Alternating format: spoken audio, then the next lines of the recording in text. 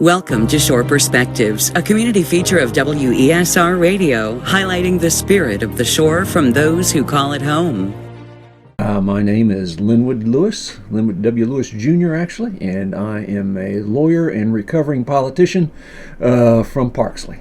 Well, I was a little bit of a nerd in regards to politics at least, and had been interested in it since I was, fifth, sixth grade. And so I pretty much knew that's where I was going to be headed in one capacity or another. You first began as our delegate. Right, I did.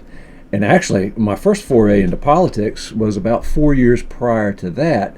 I had run against an obscure politician whom some people may have heard of named Tommy Normand. And Tommy at the time was our state senator. And so I made a sort of quixotic attempt to get into the state senate way back in the late 90s. And then when Delegate Bloxham retired, that was a natural foray for me, or opening for me. So that's how it started. Well, was anxious and very appreciative of the time that I spent in the House of Delegates, but always knew that if an opportunity came along to get to the Senate, I would take it. And we had Senator Northam, who became Lieutenant Governor Northam. And when that happened, obviously I jumped right in with both feet, and we had a special election. And there was a nominating contest because I had two folks from Norfolk, both of whom were friends of mine, who also wanted to have the same position. And so we had everything was on a truncated 60-day schedule, essentially, for the primary and then the general election, or special election. And so we had the primary and came out on top in that, and then the special election, which was a surprise because it was like on election night, it was a 9-vote margin. I told somebody that through the recount, I did hit double digits. We got 11. And so my campaign manager that morning had said, I hope we hit double digits. And I told somebody I didn't know he was actually talking about votes, but so we were fortunate in that regard, and so made it to the Senate. It was not a predictable path because the Eastern Shore, insofar as the Senate district, is a very small part of the what then was, and it was the 6th Senate district, will be the 20th. And so it was not predictable that we would be successful. But I had thought that day would come one way or the other. And so I had done a lot of work as a delegate in Norfolk that I probably didn't really need to do, with the anticipation that eventually making those connections and building those relationships would help. And it did. But I will tell you what really helped and what really surprised people was the outpouring of support in the nominating part of it on the Eastern Shore. So I had a friend of mine report from the polls that one of the Norfolk people over here working the polls looked at the line at it was Only or Nancock and said, "These people aren't Democrats." And my friend said, "Today they are." So that's how we got there. It's such a unique place, and the affection and kinship you feel for the shore and its people is just, I suppose other people think that about where they live, but I think this is a very different place. And it really is part of you. Going back to the House of Delegates days, actually, the first big challenge we had, it was my first or second term, was an effort to sort of go after the independence of the Chesapeake Bay Bridge Tunnel. And that was a very tense time. It's sort of a quasi political subdivision of the Commonwealth, but it is largely and essentially independent.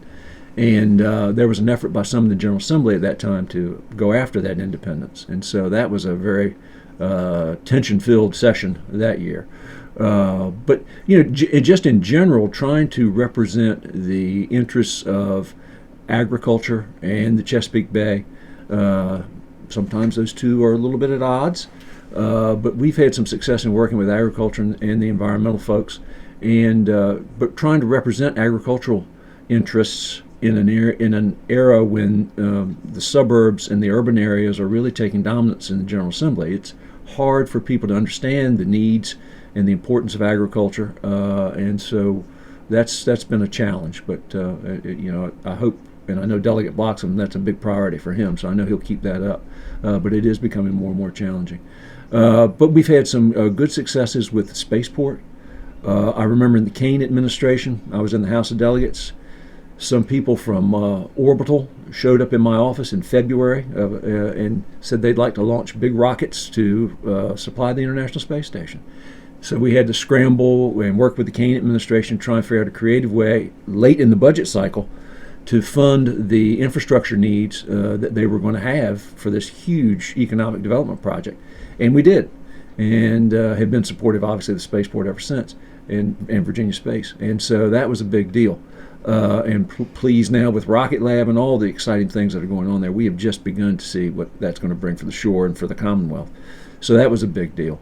And then, recently, one of the things we've tried to do for years, going back to when I was in the House of Delegates, was get a teacher supplement for the Eastern Shore because of our, we were in competition with Maryland where the salary scale is so much higher. And so for the last 3-4 years, we've finally been able to get that in the budget every year. And so that's going to be important going forward. And both counties have made tremendous use of this money in creative ways, creative and responsible ways to retain and attract new teachers. And so that's important to keep that going.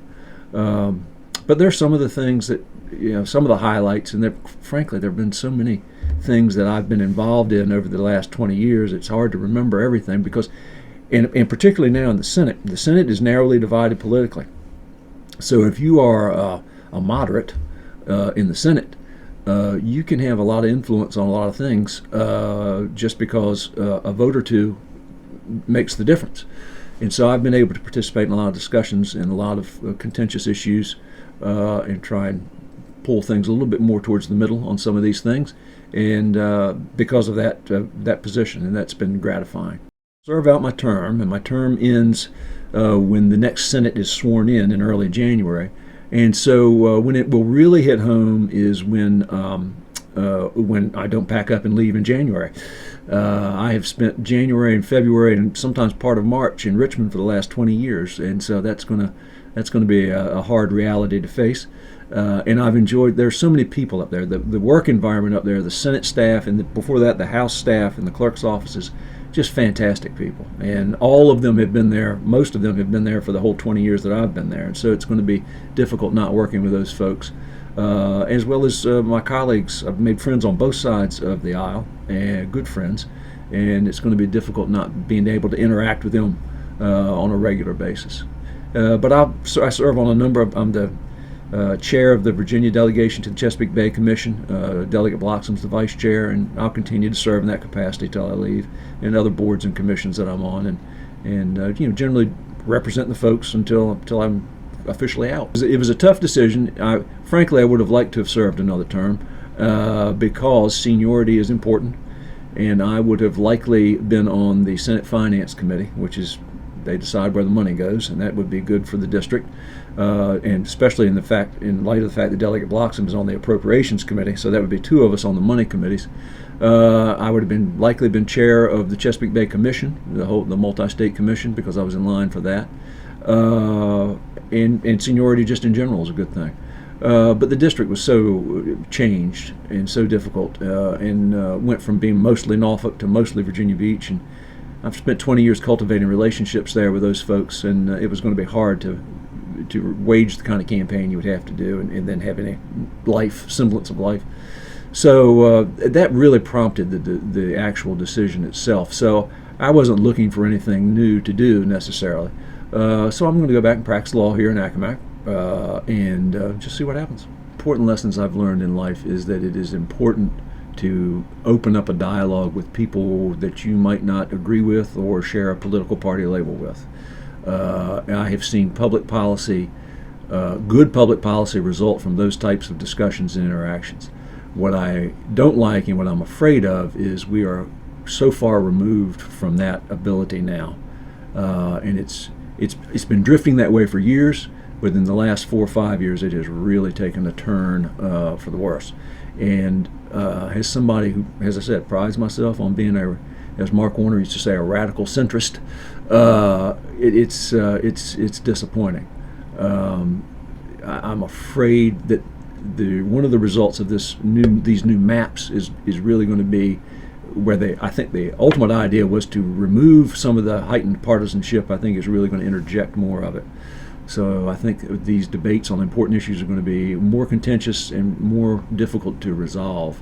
So I'm sorry to see that happen. And that was one of the reasons I really thought about staying for another term, was I thought I could maybe fight against that a little bit. It's important for folks to be involved in the process, to interact with their electeds, because there's going to be somebody representing the shore in the state senate who is not really going to be necessarily at first all that familiar with the uniqueness of the shore and the needs of the shore. And we've got Delegate Bloxham there, and he'll continue to do an excellent job, and hopefully he will help the new person along. For Shore Perspectives and WESR Radio, I'm Kelley Gaskell.